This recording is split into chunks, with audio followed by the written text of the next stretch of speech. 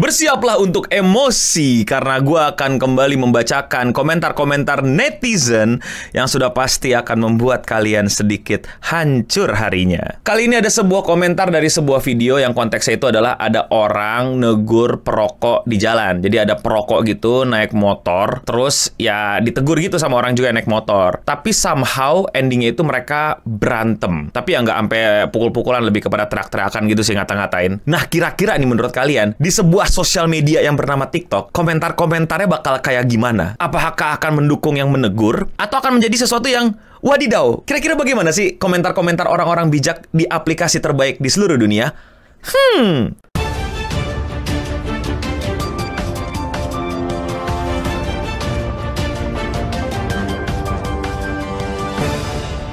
Konteksnya gue rasa udah jelas ya, ada orang ngerokok di jalan. Dan pada saat ngerokok di jalan itu sangat berbahaya dan jelas ada larangannya. Namun sepertinya ada orang yang akhirnya mau menegur gitu, nggak mau diem doang. Ditegur, tapi bukannya bilang maaf, iya mas saya nggak lakuin lagi, tapi malah berantem. Marah, tau apa lu ini segala macam. Jadi tuh komentar-komentarnya ngata-ngatain aja segala macam. Salahnya di mana segala macam ya. Intinya denial lah orang-orang yang udah ketagihan sama barang di sini. Yang kayak lu nggak bisa nongkrong dulu di warung mana untuk ngerokok. Pokoknya dimanapun gue berada. Kalau perlu nanti gue pas naik pesawat juga nyebat juga gitu. Kayak nggak ada waktu untuk nggak nyebat dulu. Kalau itu naik motor kalau nggak nyebat miringnya 45 derajat dia kali. Yang intinya jelas berbahaya, ada peraturannya. Tapi sepertinya warga TikTok nggak terima. Banyak perokok-perokok lain yang sepertinya malah belain perokok ini di kolom komentar. Seperti apa kira-kira kolom komentar TikTok dengan video orang merokok di jalan yang ditegur yang berakhir dengan saling ngata-ngatain? Memang belum ada aturannya sih mas. Wow. Wow. Iya, belum ada aturannya ya. Tahu dari mana mas? Tahu dari mana belum ada aturannya? Iya, sangat nggak pernah ada peraturannya ya. Nih gue Google bentar nih. Larangan merokok saat berkendaraan. Langsung keluar.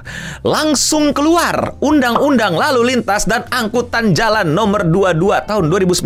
Pasal 106 ayat 3. Sanksi bagi pengendara yang merokok saat berkendara adalah pidana kurungan paling lama 3 bulan dan denda paling banyak 7.500. Nggak ada katanya. Belum ada peraturannya. Yang gimana nih orang kayak gini yang ngotot gak ada peraturannya? Kok bisa-bisa dia bilang gak ada peraturannya? Atau mungkin karena jarang ditegakkan ya peraturan ini ya? Jadi seakan-akan peraturan ini gak ada. Kok bisa-bisa ya sekarang orang bilang gak ada peraturannya? Wow. Iya, denger-denger nampol orang belum ada peraturannya nih. Gak ada tuh dilarang nampol gitu, gak ada tulisan kayak begitu, emang kagak ada gitu. Cuman gak gitu dong. Gak gitu dong cara menafsirkan sebuah peraturan. Ada, gak boleh kita mukul orang sembarangan. Ada. Siapa Anda larang-larang? Waduh. Ya, jadi bener ya teman-teman ya, kalau misalnya ada sesuatu yang membahayakan dan dapat merugikan orang lain atau bahkan diri Anda, jangan larang. Karena Anda siapa, ya kan? Anda tidak punya kekuatan gitu, Anda tidak punya power, Anda tidak punya kewenangan, Anda harus terima aja. Ya, jadi kalau ada orang lawan arah dan Anda hampir ketabrak, jangan dimarahin, jangan disalahin. Kalau ada orang lawan lampu merah, jangan dimarahin, jangan dilarang. Kalau ada orang merokok di jalan dan abunya hampir kena mata orang sehingga bisa mengakibatkan buta, Anda siapa larang-larang? Kalau ada koruptor juga Anda siapa? Siapa Anda larang-larang? Anda siapa? Dari kah? Semakin kesini semakin kelihatan gitu bahwa orang-orang ini tuh makin denial atau makin apa ya, nggak peduli gitu sama kondisi orang lain. Dia memakai beribu alasan yang jelas-jelas sangat tidak masuk akal dan dikiranya bener gitu, dan bangga menggunakan alasan itu. Orang nggak boleh larang-larang orang. Gimana ceritanya? Masalahnya ada peraturannya, dan peraturan itu harus ditegakkan kan?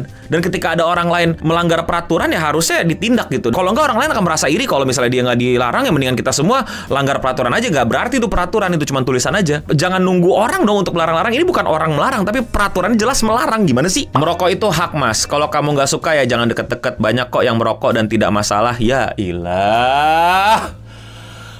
Iya, merokok itu hak, tapi lu jangan pernah menggunakan hak lu untuk merugikan orang lain. Lu juga berhak melindungi diri, tapi bukan berarti lu nampolin orang sembarangan kan? Dan kalau nggak suka jangan deket-deket tuh gimana maksudnya? Ini kendaraan umum, ini jalan raya.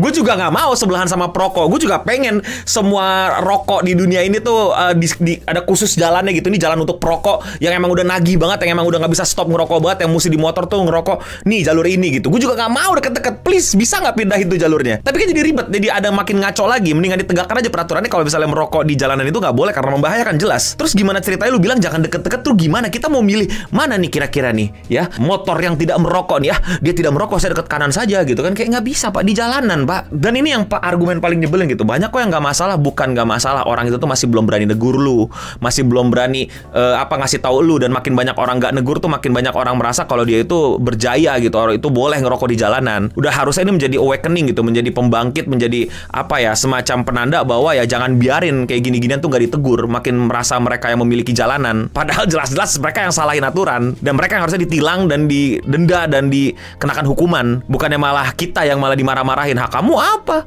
Kamu siapa larang-larang? Kamu harusnya pilih-pilih dong, merokok boleh kok, hak gitu kan. Kalau nggak suka ya minggir gitu kan. Kita yang disuruh minggir di jalan, bukannya harusnya ente yang harusnya minggir ke jalanan dan sono ngerokok dulu di warung baru jalan lagi, bukannya malah ngerokok sambil jalan dan membahayakan orang. Coba tegurnya baik-baik, jangan lupa pakai kata maaf di awal. Ini gue nggak bilang ini argumen salah ya, tapi argumen kayak gini lama-lama tuh nyebelin. Kenapa? Karena seakan-akan orang yang negur kalau misalnya nggak sopan langsung dianggap jadi salah lu. Kan negur beda-beda, dan orang juga menanggapi kesopanan itu beda-beda. Di beberapa daerah kalau lu ngomongnya nggak tegas dianggap nggak sopan. Di beberapa daerah kalau lu ngomongnya nggak lambat, nggak pelan-pelan dianggap nggak sopan. Di beberapa daerah bahkan kalau lu negur orang tua udah pasti salah. Ini kan nggak jelas. Dan sayang banget ketika ada teguran yang jelas, yang clear gitu, ditegur karena lu salah, jadi dianggap invalid, jadi dianggap gagal, jadi dianggap lu yang salah karena lu negurnya salah. Itu adalah sesuatu yang menurut gue mulai harusnya di stop, karena sudah mulai sangat menjijikan. Objektifnya jadi kegeser gitu, value kebenarannya jadi ngaco, bahwa sesuatu itu benar kalau sopan. Kan kagak, sesuatu itu bisa tidak sopan dan benar pada saat bersamaan. Dan kesopanan itu bener-bener tergantung norma dan value di masyarakatnya. Tapi kan bisa diambil garis tengahnya, setidak sopan apa dia, misalnya pakai nampol ngedegornya, pakai nonjok, pakai ngasih kickback salto, atau tiba-tiba dia haduken gitu kan, soryuken, barulah itu nggak sopan atau bener-bener juga sama-sama berbahaya. Ketidaksopanan itu bener-bener range-nya luas banget gitu. Ditegur udah baik-baik aja masih dibilang nggak sopan gara-gara mungkin gue lebih muda, dianya lebih tua, atau mungkin dia nggak suka ditegur, jadi semua orang yang negur gue jadi nggak sopan. Nggak jelas ukurannya. Sekali lagi ya, komen itu bener bahwa negur sebaiknya sopan, itu bener. Tapi ketika ada teguran yang nggak sopan, itu jadi malah ngaco gitu. Ngerti gak sih lo? Jadi kayak sesuatu yang udah lu yang salah karena lu negurnya nggak sopan, itu menyebalkan. Itu ngebetain buat gue. Itu sangat-sangat annoying. Lah terus fungsinya helm itu apa, Mas? Gue mau ketawa karirnya udah susah deh ya. Gimana ya? Iya bener-bener fungsi asuransi apa ya? Harusnya lu kecelakaan ya.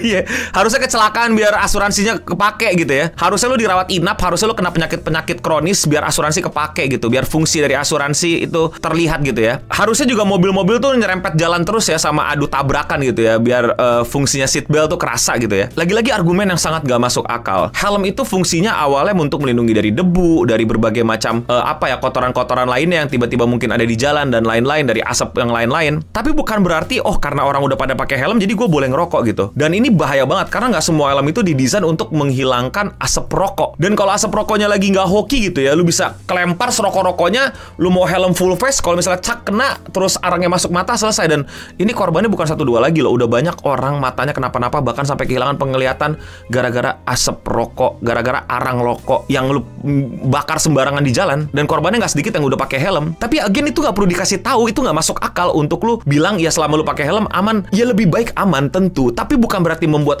karena lu udah aman pakai helm gue boleh nih ngerokok gitu. Ya sama aja, karena udah aman pakai seatbelt gue boleh nih ugal-ugalan, karena gue udah ada asuransi boleh nih gue coba nih penyakit-penyakit kronis. Argumennya sangat gak masuk akal dan menunjukkan seberapa ngaconya cara berpikir. Ya lagi-lagi cara berpikir yang kelihatan nggak pernah dilatih atau denial aja gitu, pengen bener aja, nggak peduli apa yang dikeluarin, yang penting kelihatan keren dan bijak aja. Bukannya asap truk itu lebih bahaya daripada asap rokok, ngamuknya kayak mau mati saja masih begini. Begini, ada sesuatu yang lebih berbahaya bukan berarti mengokekan sesuatu yang tidak terlalu berbahaya. Gue nonjok lu juga gak bakal mati. Lebih mati kalau lu gue piu-piu kan. Jadi nonjok orang boleh. Lu gue gebuk ulu hatinya juga kayaknya gak sampai mati. Lu gue gebuk kenceng sampai bunyi dadanya juga gak bakal sampai mati. Lebih bahaya kalau gue palu tuh dada lu. Tapi apakah jadi gue boleh gebuk dada lu? Ada sesuatu yang lebih bahaya bukan berarti membolehkan yang tidak terlalu berbahaya itu hadir. Kita kan hidup berupaya survive, menghindari berbagai macam faktor yang mengecilkan survivability kita, chance kita untuk selamat gitu. Asap rokok berbahaya, tidak jauh lebih berbahaya untuk paru-paru let's say gitu ya, daripada asap truk, asap tronton, asap apa. Ya berarti asap rokok boleh gitu. Gak masuk akal. Dan tanpa itu semua ya udah gue mention berkali-kali ya, rokok itu masalahnya juga bukan di asapnya, bukan masalah lu lagi nyebat terus asapnya kena orang. Itu masalah, gue juga gak suka. Tapi yang berikutnya adalah ketika itu arangnya kena mata orang, abunya kena mata orang. Oke lah gak buta, tapi jadi begini, hilang keseimbangan, jatuh kecelakaan. Lu gak tahu apa-apa, siul-siul sambil aku ingin pulang sambil merokok gitu. Entah apa yang terjadi akibat ulahku, aku tidak peduli. Ntar kalau kenapa masalah minta maaf, hilaf dan lain-lain. Aduh, nyebelin banget. Belum lagi yang sampai bikin orang buta dan lain-lain. Ini adalah sikap-sikap ketidakpedulian yang berbahaya dalam bermasyarakat. Sekali lagi gue udah bilang di mana-mana, gue nggak anti rokok. Gue anti sama orang yang melanggar aturan demi merokok. Merokok di tempat sembarangan. Bahkan beberapa kali gue lihat di tempat makan, ibu-ibu ngerokok sambil gendong bayi, bapak-bapak ngerokok sambil gendong bayi. Bahkan anaknya sendiri dia nggak peduli gitu loh. Gue kadang anjir, itu anaknya loh gitu loh, anak lu sendiri loh, nggak apa-apa gitu ya ngerokok bareng lu gitu. Ngerokok mah ngerokok aja. Gue pernah ke Jepang, kayak hampir seluruh masyarakat Tokyo tuh ngerokok, tapi mereka tuh ngerokok di rumahnya atau di tempatnya. Kalian ngerokok di mana aja selama apa nggak perlu asbak gitu, bahkan nggak perlu asbak, sembarang aja abunya ketek aja di jalan gitu kan. Tambah vape sekarang segala, itu tuh mak-mak muda tuh gue liat nge-vape depan anaknya. Sekali lagi, lu silakan nge-vape, lu silakan ngerokok, itu hak lu, tapi hak gue juga dong untuk dapat udara yang bersih dan gak diganggu sama rokok, dan mengurangi kemungkinan mata gue buta dan lain-lainnya lah. Iya, lebih bahaya polusi dan lain-lain, tapi gue juga gak mau kena asap rokok. Merokok lah yang banyak, 20 bungkus silahkan. Silahkan gunakan semua tabunganmu buat merokok, silahkan. Dan merokoklah di kosanmu sendiri, di kamarmu, bareng teman-teman rokokmu. Nyaman, enak, gue juga support, keren liatnya. Cuman ngerokok di atas motor, kok kerennya berkurang ya? Bahkan jatuhnya jadi menjijikan. Belum lagi yang ngerokok depan anak kecil tuh. Gue yakin lah pasti di antara lo yang nonton pernah melihat teman atau bahkan diri sendiri kena bahaya dari rokok. Bahkan dia sendiri rokok gitu. Yang gue maksud adalah bahaya merokok di jalan, di motor itu. Udah ada sih temen gue yang kena dan hampir kenapa-napa. Untungnya dia jatuh doang. Lu mau tahu kejadiannya apa? Rokoknya terbang, bukan asapnya lagi. Teng, rokoknya kena helm, cepak. Jadi begini. Untung sepi jalanan, jatuh sendirian. Kalau bawa orang perkara lagi. Sampai sekarang pelakunya nggak ada yang tahu. Masih merokok, gue yakin di jalan, di motor. Ini beberapa komen doang. Masih banyak komen-komen yang kelihatannya ngebelain para perokok di TikTok, dan orang ini tinggal di sekitar kita.